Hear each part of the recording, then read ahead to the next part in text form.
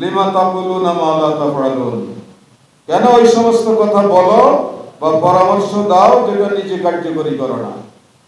এটা করা যাবে না। কাবুরা মাক্তান ইনদাল্লাহ, এটা আল্লাহকে খুবই রাগান্বিত করে। যে পরামর্শ দেয়, ভালো ভালো নসিহত করে, নিজে আমল করে না, এর প্রতি আল্লাহ রাব্বুল আলামিন সবচেয়ে বেশি রাগান্বিত হন। এই জন্য পরামর্শ আমরা দেব, পরামর্শ বাস্তবায়নেও আমরা সকলের আগে থাকব, কর্মী বাহিনী আমাদের পিছনে থাকবে।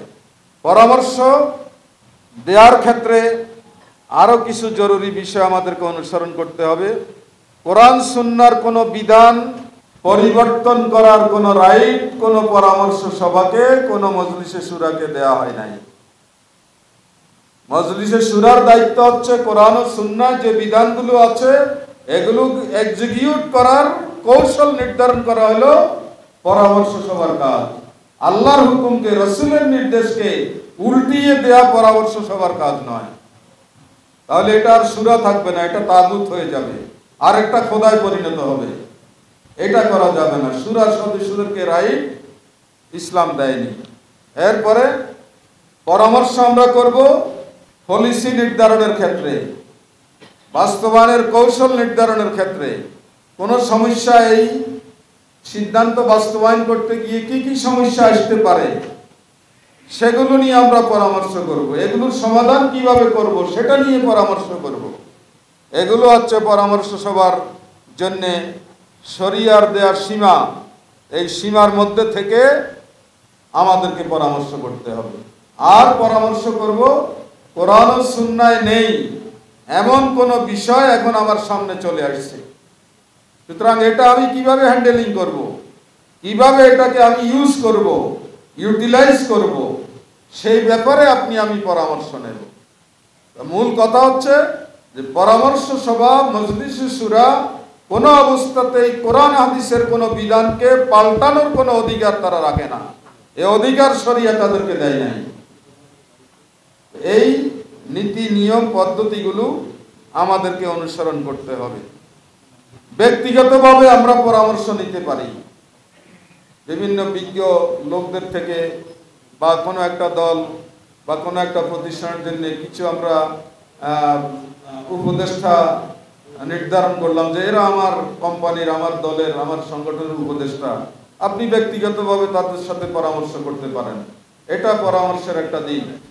আল্লাহ রাসূল এভাবে বড় বড় সাহাবাদের যারা শুরায় আসে নাই বা অনেক দূর দূরান্তে তাদের বাসা বাড়ি, মজলিসে শুরায় তারা ছিলেন না, তাদের সাথে ব্যক্তিগতভাবে আল্লাহ রাসূল পরামর্শ করতেন। আর অফিসিয়াল সিস্টেম মজলিসে শুরা করে শুরার সাথে পরামর্শ করা, এভাবে আমাদেরকে পরামর্শ করে সংগঠনের যাবতীয় কাজ, পরিকল্পনা বাস্তবায়ন আঞ্জাম দিতে হবে। পরামর্শ যিনি দিবেন তিনি স্বতঃস্ফূর্ততার সাথে পরামর্শ দেবেন। এই অভিমান করা যাবে না যে আমাদেরকে তো জিজ্ঞেসই করে না, আর কি বলবো, এইটা অভিমান করা যাবে না। চিন্তা ভাবনা করে পরামর্শ দেয়া, দ্বিধাহীন চিত্তে স্পষ্ট ভাষায় পরামর্শ দেয়া, বিদ্বেষ এবং হঠকারিতা পরিত্যাগ করা। পরামর্শ সভায় যেসব বিষয়ে আলোচনা হবে এই সব বিষয় ফোরামের বাইরে না যাওয়া। যিনি ফোরামের বাইরে নিয়ে যাবেন তিনি শপথ ভঙ্গকারী হিসাবে গঠনতন্ত্রের দৃষ্টিতে অপরাধী হয়ে যাবেন। পরামর্শ সভায় নেগেটিভ পজিটিভ অনেক কিছু আমরা আলোচনা করি, এগুলো শুরার সদস্যদের আমানত তাদের কাছে। এটা বডির বাইরে কাউকে বলা যাবে না। যতটুকু বডি নির্দিষ্ট করবে যে অতটুকু আমরা কর্মী বাহিনীকে জানাতে পারবো, এ অতটুকুই জানানো হবে। আর বাকি ডিটেলস যে আলোচনা পজিটিভ নেগেটিভ হলো, এগুলো বডির বাইরে বা বডির সদস্য নয় এমন কারো কাছে এটা বলা যাবে না। নিজের চলার সীমাটা যদি আমি না বুঝি যে আমার কতটুকু যাওয়া, আমার সীমা কতটুকু পর্যন্ত আমি যেতে পারবো, এটা যদি কেউ না বুঝে তাহলে এই রকম অবস্থা চলতে থাকলে তো 50 বছরও এদেশে ক্ষমতার পালাবদল হবে না। এই জন্য আমাদেরকে পরামর্শের ব্যাপারে, আনুগত্যের ব্যাপারে আমাদেরকে সবসময় এই বিষয়গুলো খেয়াল রাখতে হবে। এরপরে মহাসভা। মহাসভা হচ্ছে পরস্পরের সংশোধনের উদ্দেশ্যে ভুলভ্রান্তি দেখিয়ে দেওয়ার শরীয়তি প্রক্রিয়াকেই মহাসভা বলা হয়। পরস্পরের সংশোধনের উদ্দেশ্যে ভুলভ্রান্তি দেখিয়ে দেওয়ার শরীয়তি প্রক্রিয়াই হচ্ছে মহাসভা। মহাসভা এটি একটি কোরআনী পরিভাষা। এই পরিভাষা আর দুটো ব্যবহার আছে, মহাসভা এবং এহতেসাব। এহতেসাব হচ্ছে ব্যক্তিগত হিসাব নিকাশ, আর মহাসভা হচ্ছে পরস্পরের হিসাব নিকাশ। আমাদের সংগঠনে আমরা এই দুটোই ফলো করে থাকি। ব্যক্তিগত রিপোর্টে আত্মসমালোচনা বা এহতেসাব, এটা আমাদের জনশক্তি মেনটেন করে থাকে। আর সমষ্টিগতভাবে আমাদের বিভিন্ন গুরুত্বপূর্ণ বৈঠকগুলোতে আমরা মহাসভার এজেন্ডা রাখি। সেখানে বৈঠক চলাকালীন বা বৈঠকের যারা সদস্য, তাদের যাবতীয় কার্যকলাপ, মহামলাপ এগুলো যদি প্রশ্নবিদ্ধ হয়, আমরা তাদেরকে এগুলো সম্পর্কে বৈঠকে দৃষ্টি আকর্ষণ করি। এটাকে বলা হয় মহাসভা। তো মহাসভার উদ্দেশ্য হচ্ছে সংস্কার, সংশোধন। আমি আমার ভাইকে সংশোধন করব, সংস্কার করব, পরিশুদ্ধ করব। এই জন্য তার ভুল ত্রুটি তাকে ধরাই দেব, তার গীবতের জন্য নয়, তার দুর্নাম করার জন্য নয়, তাকে লজ্জিত করার জন্য নয়। দলকে অকল্যাণের হাত থেকে রক্ষার জন্য এই মহাসভা আমাদের সর্বস্তরে চালু থাকা উচিত। কর্মীদের মৌলিক অধিকার নিশ্চিত করার জন্য এই মহাসভা। আল্লাহর নবী বলেছেন, ইন্না আহাদাকুম মারাতা আখিহে, তোমরা তোমাদের একজন অপর জনের জন্য আয়না স্বরূপ। সুতরাং আয়না যেমনি ভাবে তার সামনে না আসলে ব্যক্তিকে দেখাতে পারে না, ঠিক তেমনি ভাবে তোমরা তোমাদের ভাই তোমাদের সামনে আসলেই তাকে তোমরা সংশোধন করবে, তার ভুল ত্রুটি ধরাই দেবে। তার পেছনে তোমরা করবে না, পেছনে করলে এটা গীবতে পরিণত হবে। সেই গীবতের অপরাধ থেকে বাঁচার জন্যেই মূলত মহাসভা পদ্ধতি আমাদের সংগঠনের সকল স্তরে আমরা রেখেছি, এবং এটাকে কোনো অবহেলা করা যাবে না। সময় নাই, এজেন্ডা গুরুত্বপূর্ণ যেগুলো এগুলো শেষ করেন, এই বৈঠকের সময় নাই, আগামী বৈঠকে মহাসভা করব। আগামী বৈঠকেও গুরুত্বপূর্ণ এজেন্ডা করতেই শেষ হয়ে গিয়েছে, মহাসভার সময় নাই, পরে দেখা যাবে। এই রকম মানসিকতা দায়িত্বশীলদের মধ্যে থাকতে পারবে না।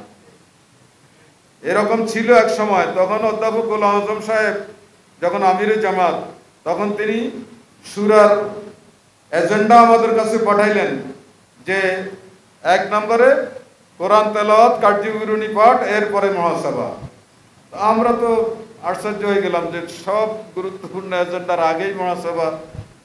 তো পরে উনি সুরার বৈঠকে এটার ব্যাখ্যা দিলেন যে মহাসভাটা হচ্ছে সবচেয়ে জরুরি একটি বিষয়।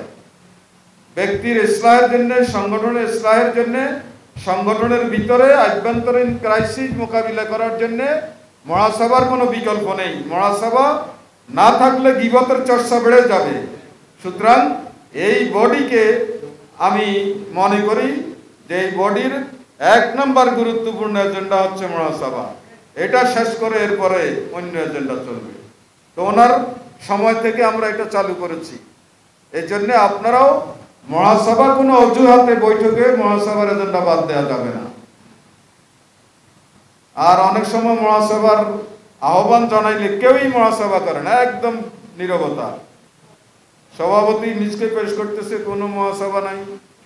সুরার সদস্যরা পরস্পরের মহাসভা পেশ করা হচ্ছে নাই, সামষ্টিক মহাসভা নাই। দেখা যাচ্ছে 5 মিনিটের মধ্যে মহাসভা অনুষ্ঠান শেষ। তো তার মানে কি এই বডির সবাই ফেরেশতা? কোনো ভুল ত্রুটি তারা করেন না। এরকমই তো মানুষ, তো এরকম ফেরেশতা হইতে পারে না, ভুল ত্রুটি থাকবেই। তো মহাসভা না করা মানে তিনি সবচেয়ে বড় কৃপণ।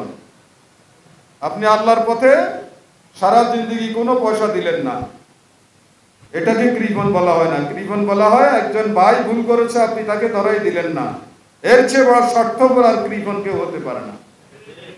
এই জন্যে মহাসভা আমাদেরকে সর্ব অবস্থায় চালু রাখতে হবে। মহাসভার মধ্য দিয়ে আমরা আমাদের নিজেদেরকে, আমাদের ভাইদেরকে আমরা পরিশুদ্ধ করতে চাই, পরিচ্ছন্ন করতে চাই। মহাসভা যার করা হবে তার দায়িত্ব হচ্ছে তিনি মহাসভা মাথা পেতে নেবেন। কেউ ভুল ধরিয়ে দিলে আমি আমার ভুল স্বীকার করা, এটা হচ্ছে সবচেয়ে বড় বাহাদুরি। ইন্না যালিকা মিন আজমিল উমুর, কোরআনে বলেছে এটা হচ্ছে সবচেয়ে বড় বীরত্ব, যে একটা ভাই আমার ভুল ধরাই দিয়েছে, আমি এটা স্বীকার করলাম। স্বীকার না করে দানা ফানাই করা, বিভিন্ন ধরনের কথাবার্তা বলে এটাকে ভুল ব্যাখ্যা দিয়ে সেখান থেকে আপনি বেঁচে আসতে পারলেন, কিন্তু আল্লাহর কাছ থেকে তো আপনি বাঁচতে পারবেন না। মহাসভা করার সময় মনের মধ্যে কোনো ক্ষোভ থাকবে না, যে তাকে তো এতদিন চান্স পাই নাই, আজকে চান্স পেলাম সকলের সামনে। মানে কথাবার্তা এমন ভাবে তির্যক ভাষায়, মনে হয় যেন তার চামড়া ছিঁড়ে যাচ্ছে, এই রকম নয়। অত্যন্ত সুন্দর ভাষায়, ভদ্র ভাষায়, দরদি মন নিয়ে, যে আমি আমার একটা ভাইকে সংশোধন করছি, এই দরদি মন নিয়ে আমাদেরকে মহাসভা করতে হবে। ধৈর্যের সাথে শুনতে হবে। মহাসভা অনুষ্ঠানে বলার সাথে সাথে তেলে বেগুনে মানে লাফাই উঠলাম না, আপনাকে ধৈর্য ধারণ করতে হবে, যে আমার ভাই কি দোষ আমার মধ্যে পেয়েছে, আমি এটা একটু দেখি, শুনি। শোনার পরে যদি ক্লিয়ারেন্স থাকে আপনি ক্লিয়ারেন্স দেবেন, আর না হয় ভুলটা মাথা পেতে গ্রহণ করে নিলে এবং সেই ভাইয়ের জন্য দোয়া করলেন, যে আমার স্ত্রী পরিবারও তো আমাকে ক্ষতির হাত থেকে রক্ষার জন্য চেষ্টা করছে না, তুমি আমার দিনী ভাই, আমাকে সংশোধন করে দিয়েছ। এইভাবে তার জন্য দোয়া করতে হবে। আন্তরিকভাবে ভুলের স্বীকৃতি দেয়া, পরামর্শ দেওয়ার পরে সকলের কাছে দোয়া চাওয়া, যে দোয়া করবেন আপনারা আমি যাতে ভবিষ্যতে শুদ্ধ হতে পারি, সংশোধন হতে পারি। আল্লাহর দরবারে নিজে একান্তে শুকরিয়া আদায় করা, যে রাব্বুল আলামিন, আমি এমন এক দ্বীনী সংগঠনে এসেছি যেখানে আমার ভাইরা আমাকে ভুলের উপরে থাকতে দেয় না।